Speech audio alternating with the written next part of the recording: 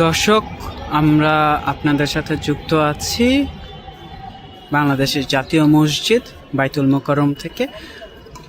আজকে রমজান মাসের পবিত্র রমজান মাসের প্রথম ইফতারি, সংযম, আত্মোৎসর্গ ও পরিশুদ্ধির মাস পবিত্র রমজান মাস।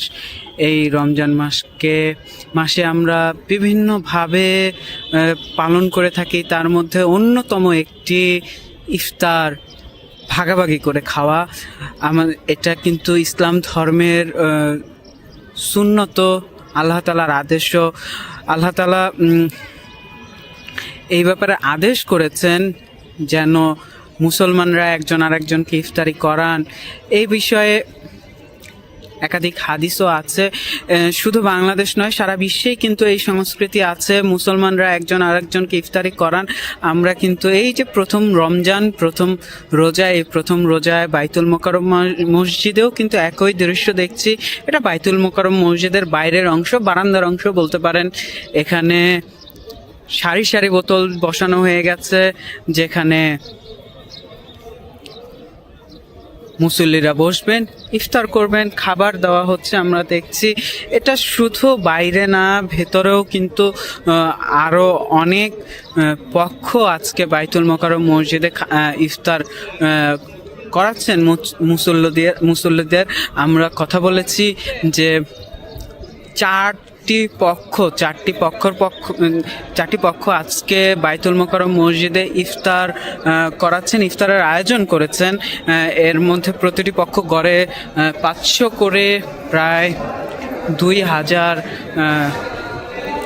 মুসল্লি আজকে বাইতুল মোকাররমে ইফতার করবে। এই আয়োজন যেন ইসলামের সৌন্দর্যকে আরও বৃদ্ধি করে, এই আয়োজন ইসলামিক সৌহার্দ্যকে আরও উন্নত করে। সারা পৃথিবীর মুসলিম যে একজন আরেকজনের ভাই, একই অঙ্গ, তার প্রমাণ কিন্তু এই আয়োজনগুলো আমরা এখানে দেখছি। যে ছোট ছোট প্লাস্টিকের ক্লথ বিছিয়ে এখানে বসে গেছেন মুসল্লিরা ইফতারি করতে। এখনও মুসল্লিরা আসছেন, 6 জন করে ইফতার করছেন। আমি যদি একটু সামনের দিকে যাই, আরও বেশ কিছু পক্ষ এই ইফতারের আয়োজন করেছেন। যেমন এই পাশটাতে আমি যদি দেখাই, এই পাশটাতে কিন্তু এই পাশেও ইফতারের আয়োজন হয়েছে।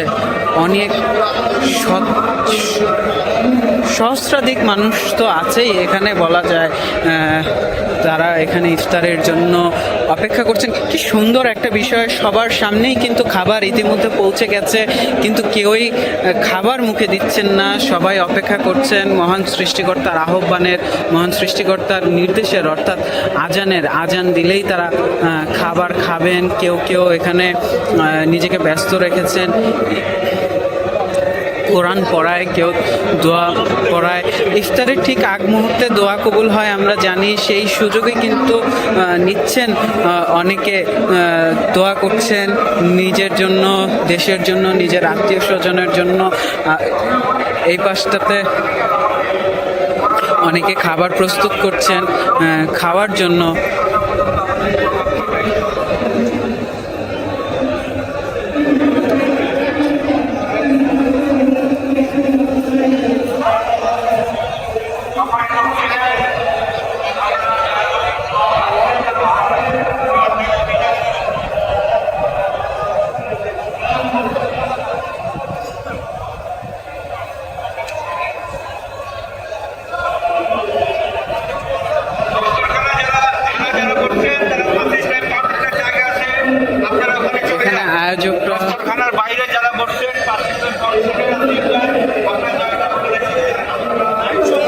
এখানে পাশে যারা আয়োজক,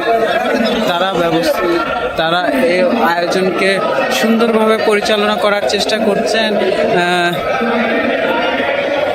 এর পাশেই শুধু নয়, পুরো মসজিদ জুড়েই কিন্তু আরও বেশ কিছু পক্ষ এই ইফতারের আয়োজন করেছেন মুসল্লিদের জন্য। আমরা কথা বলছিলাম আয়োজকদের একজনের সাথে, একজন বলছিলেন যে এই আয়োজন যে তাকে একটি অভ্যন্তরীণ শান্তি দেয়, সৃষ্টিকর্তার আরও কাছে নিয়ে যায়, সেটি তার কাছে অতুলনীয়।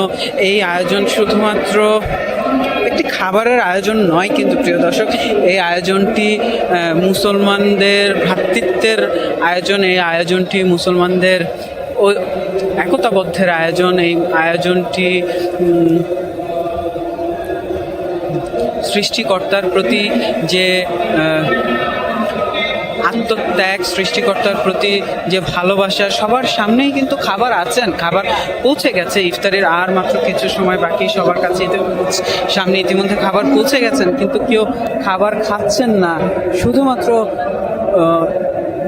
অপেক্ষা আজানের, সৃষ্টিকর্তার আহ্বানের। ইফতার বাইতুল মুকাররমের ইফতারের আয়োজন এই ছিল আমার কাছে সর্বশেষ। এতক্ষণ আমাদের সাথে থাকার জন্য ধন্যবাদ। নন্দন টিভির সাথে থাকুন। নন্দন টিভির ইউটিউব চ্যানেলটি সাবস্ক্রাইব করতে ভুলবেন না, ফেসবুক পেজটি লাইক করতে ভুলবেন না। ধন্যবাদ।